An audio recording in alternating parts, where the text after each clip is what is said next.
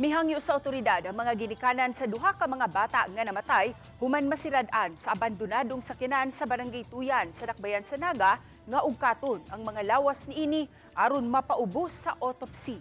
Sayra nato ang live report ni Alan Domingo. Alan? Sa buot lang makasiguro ang mga ginikanan sa mga bata kung unsa gyud ang naa sa likod sa kamatayon sa duha. Kini mahatagan lang og katinawan pinaagi sa forensic examination kon autopsy. Kini ang katapusang video sa mag-best friends nga silang Raymart Cunag ug Jeff Sian Abiliar, parehong 7 years old.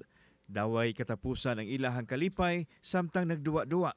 Way kalibutan sa nagsingabot nga trahedya nga maoy mikutlo sa ilang kinabuhi. Napalgang wa nay kinabuhi ang duha sulod sa abandonadong sakyanan sa parking area sa may Barangay Tuyan. Medyo layo-layo ra ang dapit gikan sa ilang mga Pinoy-anan.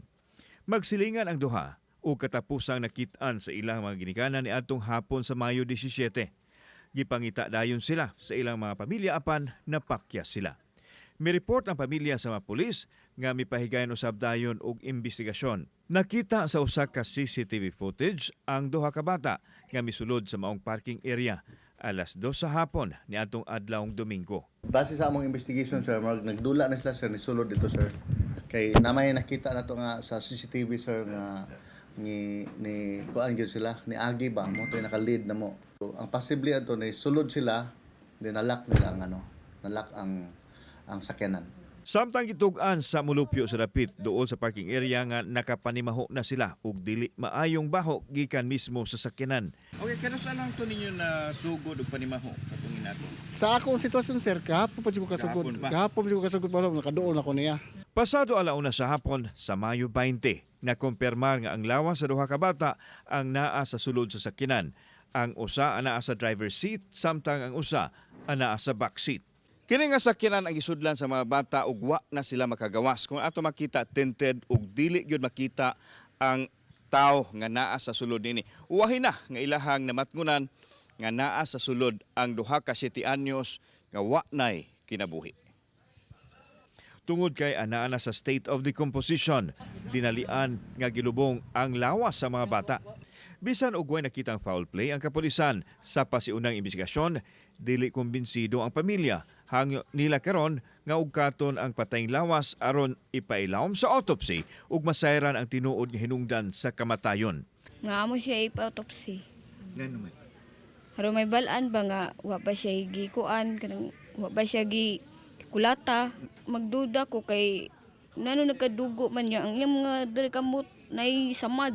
Gawa sa autopsy, gusto sa pamilya sa mga bata nga mapabindisyonan ang mga lawas nini ug mahaya man lang bisan dali nga panahon aron ilang masud-ong sa katapusang higayon.